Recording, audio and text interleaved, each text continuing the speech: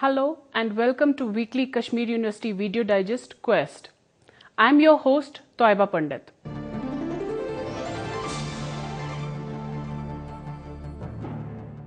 Today we have a special episode on September 2014 floods.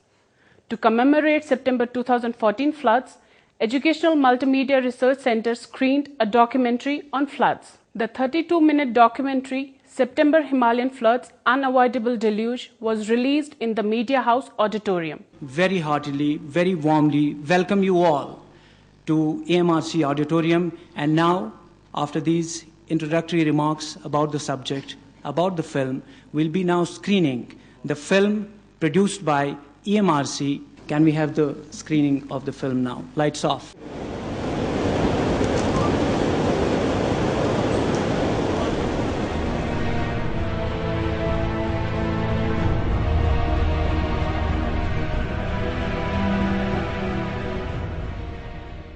The documentary produced and directed by the director EMMRC Dr. Shahid Rasool and Mr. Inamul Rahman along with their team was screened to the jam-packed auditorium.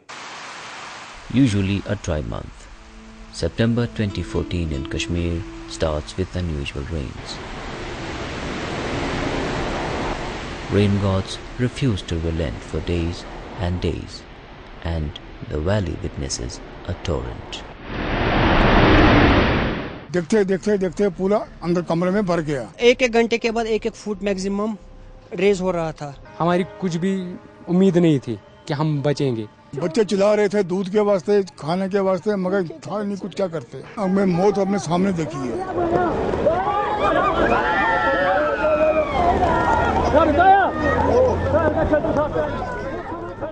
The film tries to find answers to complex questions. Why Srinagar was so badly hit by the floods? Was it possible to save Srinagar city and minimize devastation?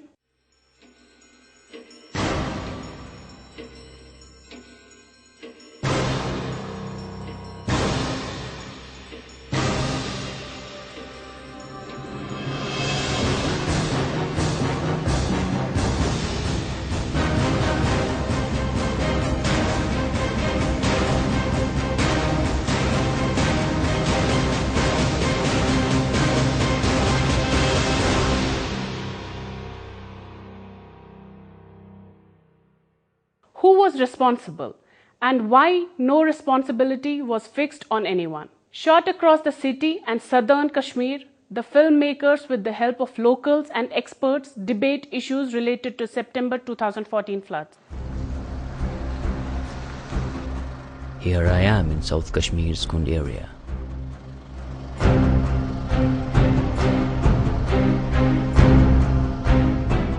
Today, it's hard to imagine that people lived here before September 2014 floods.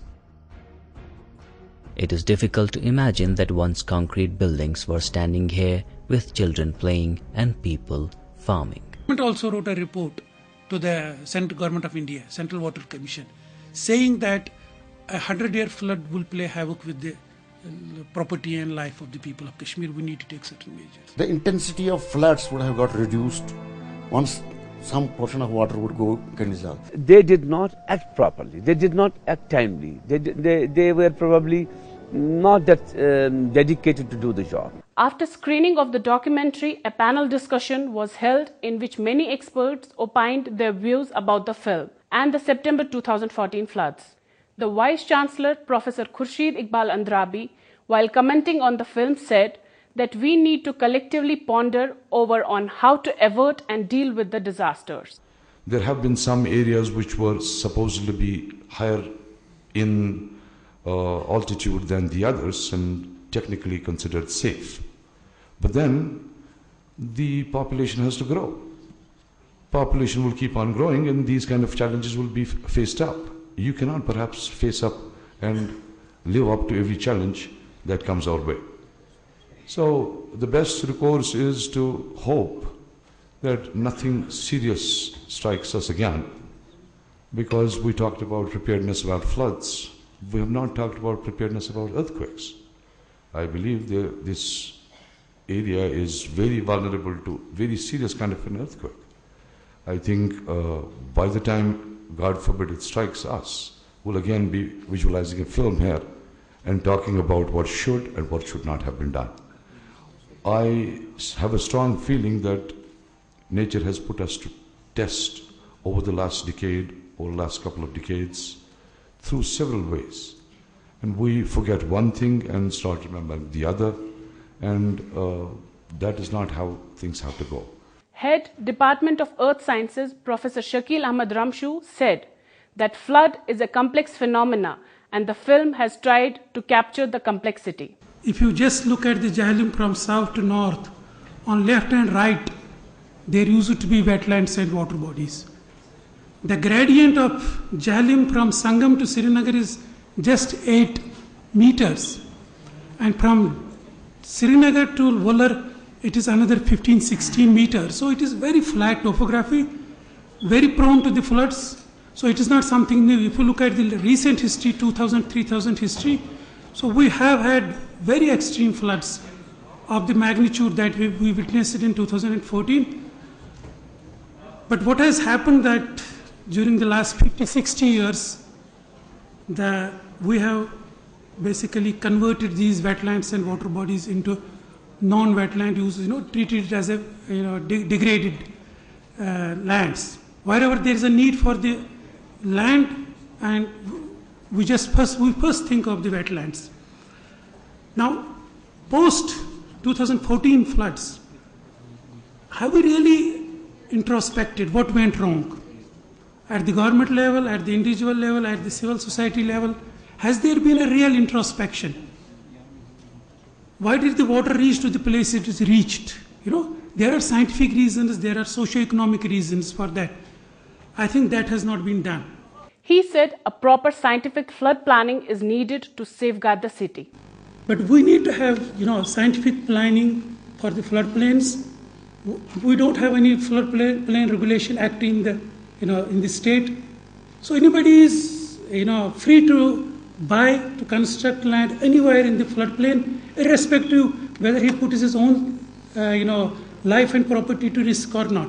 So I think unless and until there is some framework, legal framework from the government, unless and until we have a very robust action plan based on scientific inputs for the flood mitigation in the Jhelum, I think we are going to face these type of problem time and again. Chief Town Planner Mr. Iftikhar Ahmad Hakim opined that after seeing the film, it's imperative to bridge the gap between academics and practitioners. We have some kind of a disconnect between academia and the professional practice in the state, especially in the valley. I talked to somebody in NIT. He said he's an expert on floods. I told them, give me something which you have done on Srinagar so that I can incorporate that in the master plan we are doing. I didn't get anything.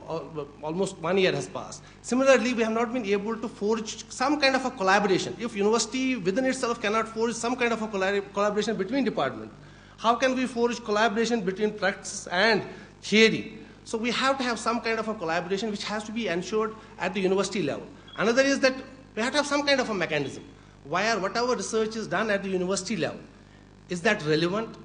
How can that be made relevant for the citizens of the state? You didn't touch the upper reaches, the tributaries, and you didn't touch the Wular and Dal and other issues. So the film per se was very good, but the issues which are connected to the floods have to be touched comprehensively. Superintending Engineer, Irrigation and Flood Control Department, Engineer Latif Ahmad Malik said that issues shown in the film will be taken up. Our department has done analysis saying all the engineering aspects which were reflected in the film itself, जो mega projects बने हैं, that we are taking into consideration. After analysis, we are saying how best we can do this flood routing and avoid this tragedy to reoccur in future. Director EMMRC and the director of the film, Dr. Shahid Rasool, responded to the queries of the panelists. Iftikhar Sahab said that university should do much about, trying to help the state in various issues. And it's a welcome statement. But nonetheless, we have been trying in our own way, subtly. Right? We cannot force our, entry into their offices and into their chambers and tell them what to do and what not to do. But then I, as a filmmaker and as a part of this university, thought that what can I do as a filmmaker, as a director of EMRC, and as a member of the Academia of Kashmir University, how can I come forward and try to identify the issues that probably were in all of our minds, because we all are still fumbling with these questions. What caused these floods? I mean, we don't have still answers, though we tried to find some answers here in this film. But still, I mean, we don't have the perfect answers to the questions. And what happened in the past, how it is going to determine our future. Are we going to save Srinagar city? Today we were flooded only with the water of Rambiara and Lidar and Vishu. And Ramshu Sahab has rightly said, tomorrow the Kishanganga waters will also enter Srinagar. Because that is the level of destruction we have caused with our environment. That is the level of destruction which we have caused with our urban planning. And that is the destruction we have caused with the whole of the valley. He said that while filming floods, they encountered many difficulties with people shooing them away from many places. I remember when the floods reached somewhere near Dargah, I went out with a small camera and I was shouted down immediately by the people. Hey, I mean, it becomes very difficult for a person to go out with camera. When my team went out after the floods to Rajbagh area, to other areas, they were told, Taras band kariyo yum double khamir tuhindez wuch variya. In fact, the media, the national media, particularly at that time, played havoc with the sentiments of the people. That made our job difficult, that's the filmmaker's job. Nonetheless, I mean, we made a humble effort, tried to put together, the story, and, tried to reach everybody who was responsible, I mean, somehow who has some knowledge. Fazli Saab is here, I'm thankful to him also. I mean, he gave his time, and he shared with us. I must also thank those people whom we involved in, filmmaking. We conducted long interviews, over 30 hours of tapes are with me. And we had to really pick, from those interviews what suited, our script. And I must thank all of them, and I must apologize to those who don't figure in the film. Later, a question-answer session was held in which academics, professionals, scholars, students and civil society members posed questions to the panelists. What is our contribution as a university, as an academia, through Professor Ramshu, to give a definitive direction to the society at large and to these people, so that they have a plan in mind which they could execute if the politicians allow them to do so. Otherwise, every structure that is coming in the city or around the city is done in connivance with the engineers in SDA, with connivance with the politicians, in connivance with all the people who are responsible for protecting Srinagar city. It's not our mistakes. We blame ourselves. It's corruption and politics, which are at the root cause of the whole problem. We had actually one dissertation on the floods being conducted in our department, and the expert of that dissertation, and it was conducted under the supervision of Professor Bhatt, and the expert for the Viva Versa was Professor Shakil Ahmad Ramshu. And I remember he saying that because the research scholar had come to the conclusion that the valley, if this much of water is coming from the Jhelum, this much of area is going to be inundated. And I remember the words Shakil Saab said, ki, please don't give it outside, log mar jayenge, ye kya kahan hai. Those research studies, theses are lying in the cupboards. We talk of the loss. Loss is of course there, but what kind of loss it was? And what kind of state we are living in? That is what we must discuss and analyze. 1 kilometer radius, when it was caught in deluge, the entire economy collapsed. Unfortunately, in SDME, we have got the, particularly from the revenue the officers, but they're bureaucrats or something else, they don't have the first knowledge of the disasters. What is the disaster? What is the risk? What is the vulnerability?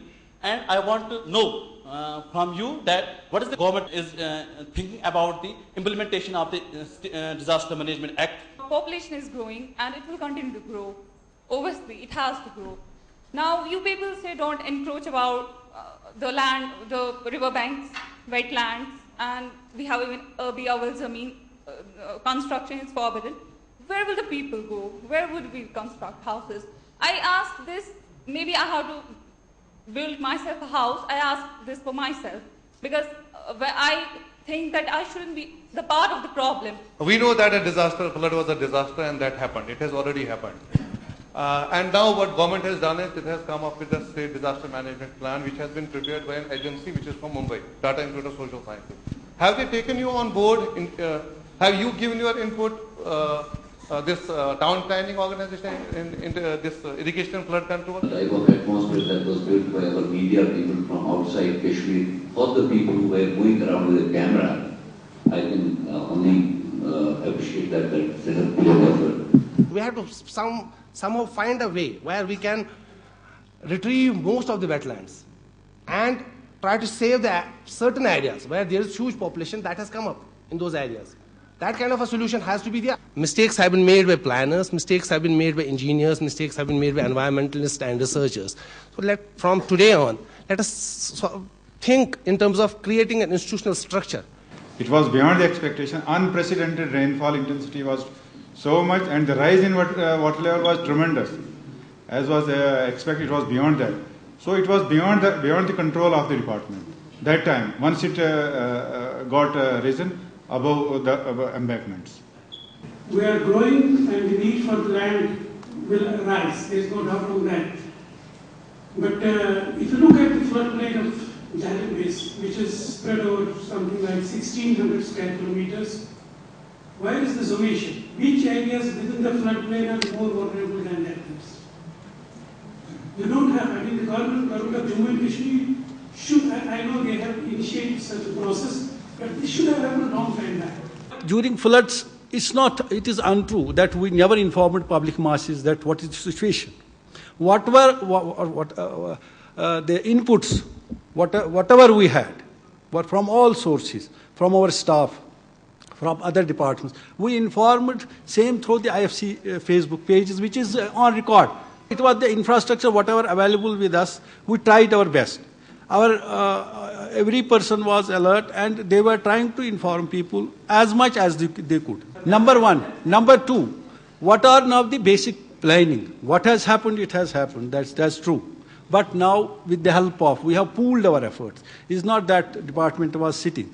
EMMRC faculty Mr. Ejazul Haq conducted and moderated the proceedings of the function. Today we are celebrating a tragedy that befell us exactly 1 year before.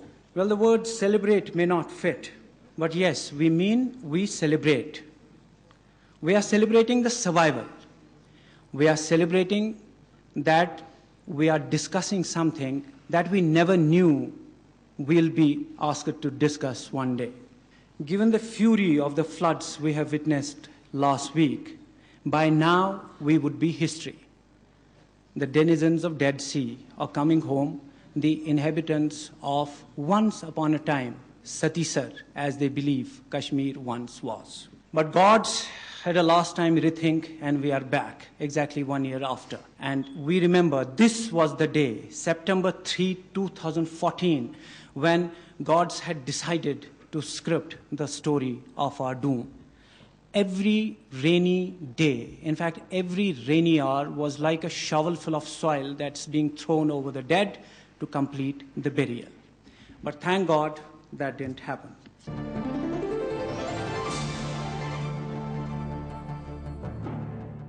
Now, some notifications. The interview of all the eligible candidates for contractual lecturer for BTech courses shall be held on Saturday and Monday. The interview shall be held in the office of Dean Faculty of Engineering Science Block in the main campus.